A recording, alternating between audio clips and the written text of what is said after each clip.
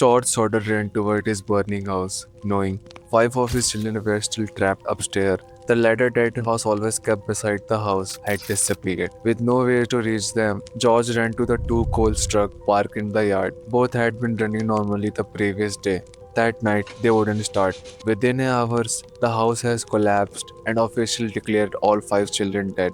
But when investigators searched the ruin, they failed to recover any identifiable remains of the five missing children. Soon after the fire, people began coming forward claiming they had seen the children alive. By then, the question was no longer how the fire started, it was whether the children had really died in the fire. It was the night of Christmas Eve, 1945, in Fayetteville, West Virginia. The excitement of Christmas was keeping the younger children in the Soder home wide awake. For George and Jenny Soder, it was an ordinary Christmas Eve. With 10 children under one roof, the house was rarely quiet. 9 of their 10 children were home that Christmas Eve. That evening, 17-year-old Marion came home from work with a few extra Christmas presents for her younger sisters. As the night went on, the house began to settle down. George went to bed first, followed by his two oldest sons, John and Junior George, after spending the day alongside their father. The younger children, however, weren't ready for the night to end. Christmas morning was only a few hours away, and around 10 o'clock, Jenny agreed to let the younger children stay up a little longer. But first, there was one condition. 14-year-old Morris and his younger brother Louis had to bring in the cows and close the chicken coop. After finishing the chores, Morris and Lois came back inside. Before long, the children headed to bed. Jenny carried 2-year-old Sylvia upstairs. Marion stayed downstairs a little longer, but eventually fell on the couch, leaving the downstairs lights on. Shortly after 12:30 a.m., the telephone rang. Jenny answered it. A woman on the other end asked for someone Jenny didn't recognize. In the background, she could hear people laughing, glass clinking, and several voices, as if people were gathered at a party. Assuming it was a wrong number, she hung up. As she made her way back upstairs, a few things caught her attention. The downstairs lights were still on, the curtains were still open, the front door was unlocked. Jenny locked the front door, closed the curtain, and turned off the lights before heading back upstairs. Not long afterwards, she was awakened by a loud thud sound on the roof. The house was completely quiet. After a few moments, she convinced herself she imagined it and went back to sleep.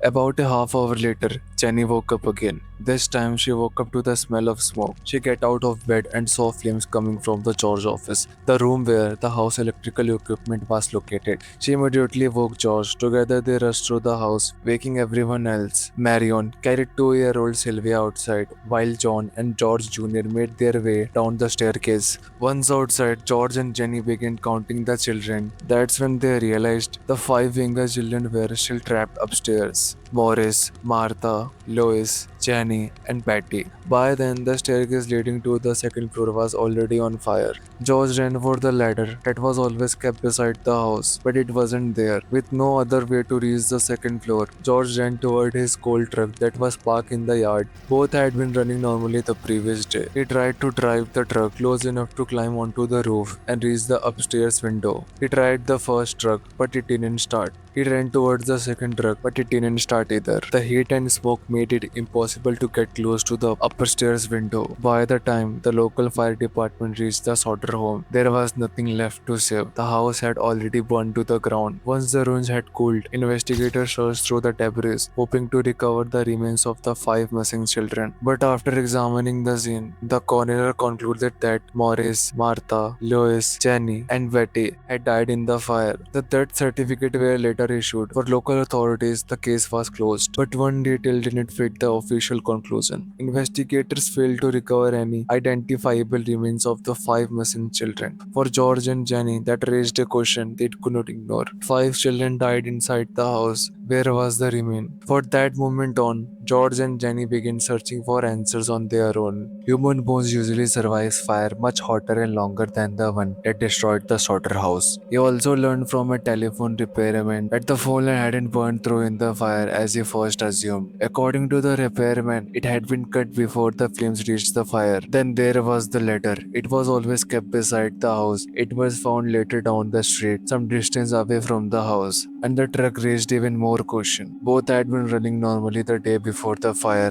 Yet when George tried to use them to reach the second floor window, neither one started. Later on the next day, both were working normally. None of it proved what had happened, but together the piece became harder to ignore. As George searched for answers, he kept thinking about the weeks before the fire. In October 1945, an insurance salesman visited the solder room. George turned him down, and according to the George, the salesman became angry as he was leaving and warned the house would go up in smoke and that his children would be destroyed.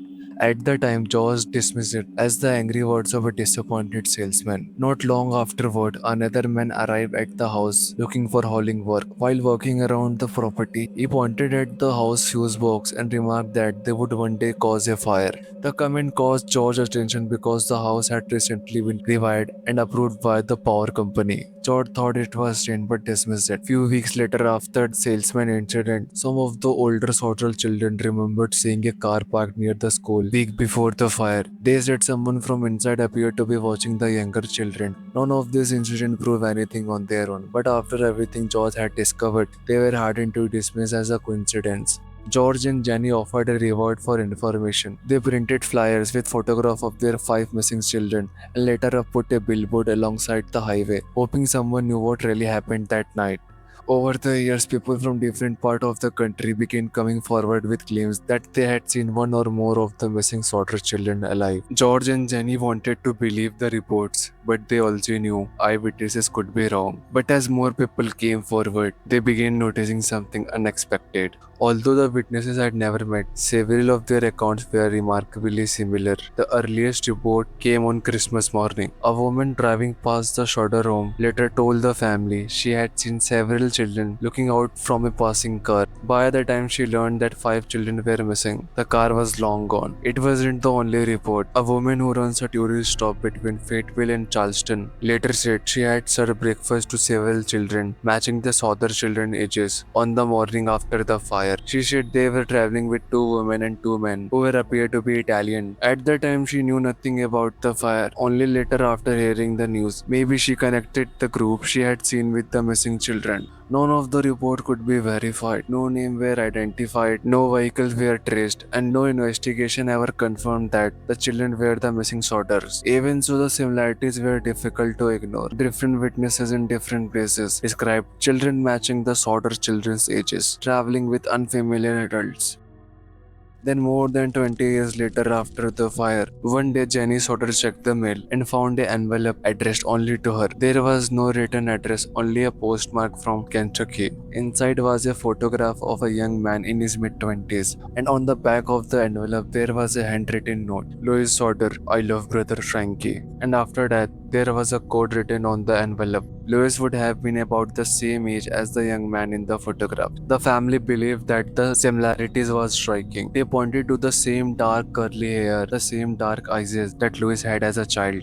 There was no written address, no photographer's name, nothing to indicate where or when the picture had been taken. After seeing the picture and the note, George and Jenny got convinced that the young man could be Louis. So they hired a private investigator and sent him to Kentucky to trace the letter, but he never returned with any answer, and the family were never learned who sent the photograph or why.